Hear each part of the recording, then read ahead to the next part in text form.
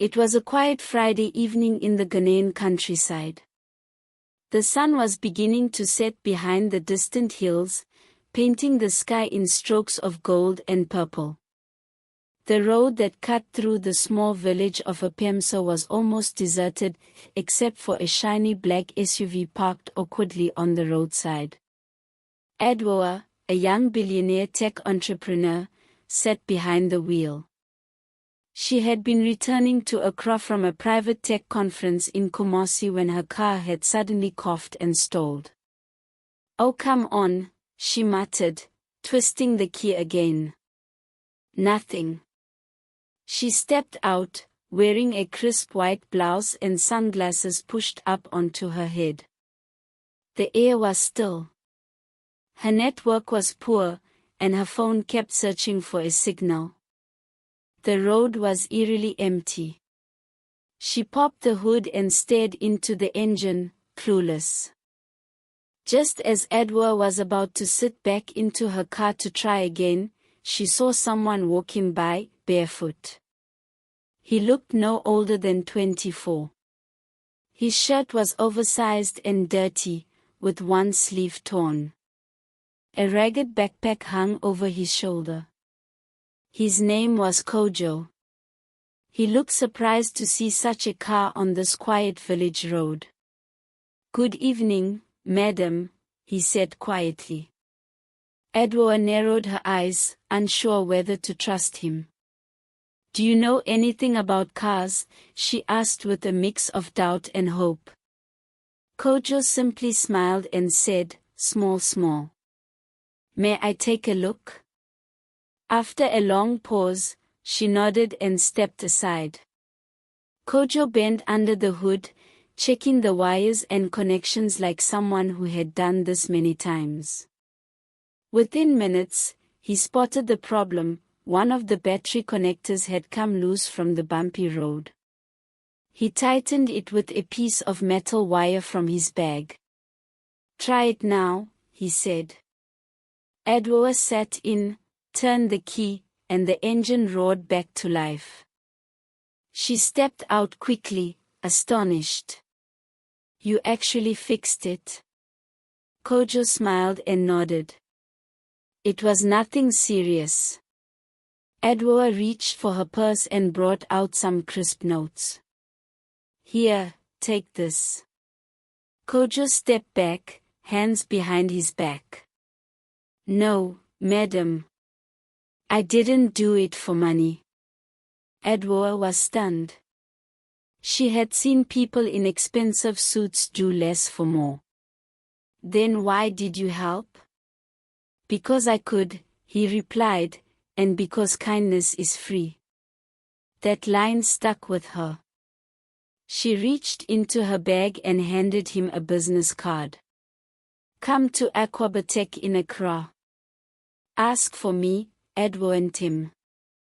The next morning, Kojo set off before sunrise. He borrowed transport fare from a farmer he helped sometimes and arrived in Accra by midday. He stood in front of Aquabatek, a 15-story glass building in the heart of the city.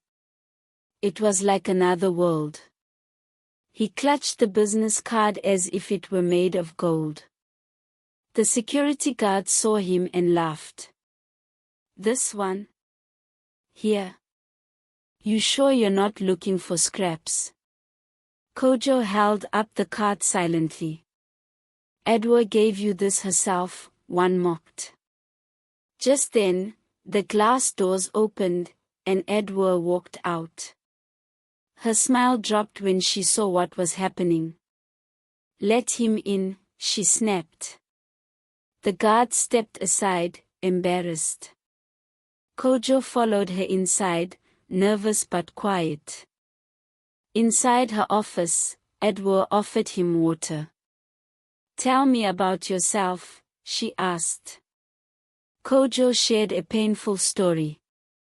He had dropped out of secondary school after his father died. He had learned to fix machines from a small mechanic shop where he worked for food. Edwoa leaned back, silent for a moment. "You have skill."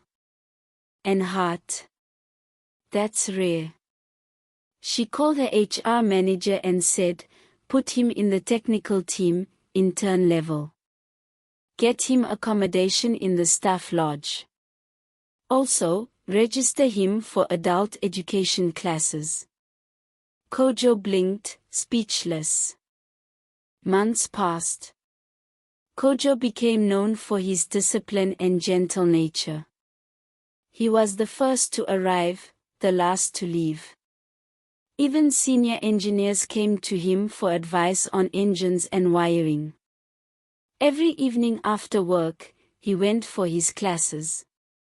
Edwa sometimes passed by and watched him from a distance. She found herself smiling without meaning to. But not everyone was happy. Kafui, Edwa's personal assistant, began to whisper among the staff. That village boy is after madam's money, she hissed. Some laughed, others rolled their eyes. Edwa heard the whispers, and so did Kojo. One day, he went to her office and placed his ID on her desk. I'm grateful, madam, he said. But I'll leave. I don't want to bring you trouble. She stood up, walked to him, and held the ID card out. Don't ever let other people's fear decide your future. You're not going anywhere. A few weeks later, Edwa asked Kojo to join her for lunch at a quiet lakeside restaurant. He wore a shirt the company gave him, still looking unsure.